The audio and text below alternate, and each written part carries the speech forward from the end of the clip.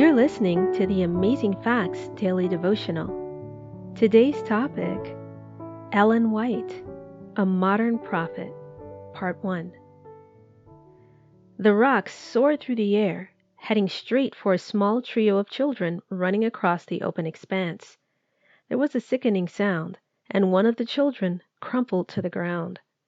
When the child came to, she was lying in a nearby store. Her nose ached from where the rock had struck her. All seemed well at first, but soon after and for the next 3 weeks, the little girl lay comatose with no memory. It was expected that she would die. But she did not. She lived, albeit with a scar that badly disfigured her small face and a constitution so frail that she could no longer attend school. And so life had already become a hardship for Ellen Harmon in her short 9 years. There was an overwhelming sadness that she was just not good enough. Her appearance certainly was not. Her playmates had made that painfully apparent.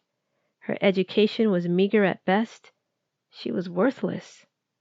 But in 1840, when Ellen was but 12 years old, she attended a series of presentations by William Miller, a preacher who spoke on a very important Bible prophecy.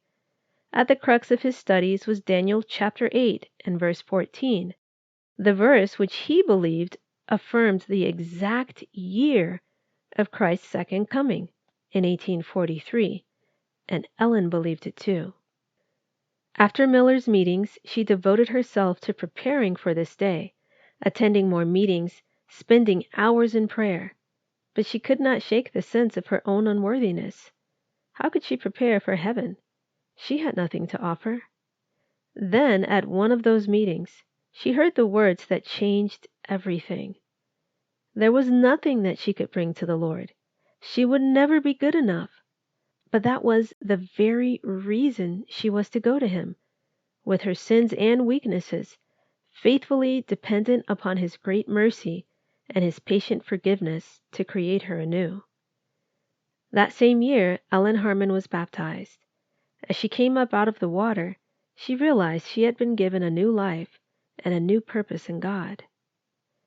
Have you delayed having a relationship with God because you wanted to become a better person first?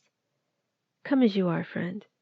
You will not become better unless you have a relationship with Him. Our key Bible text today comes from Romans chapter 6 and verse 4. Therefore we are buried with Him by baptism into death, that like as Christ was raised up from the dead by the glory of the Father, even so we also should walk in newness of life. Thank you for listening to the Amazing Facts Daily Devotional.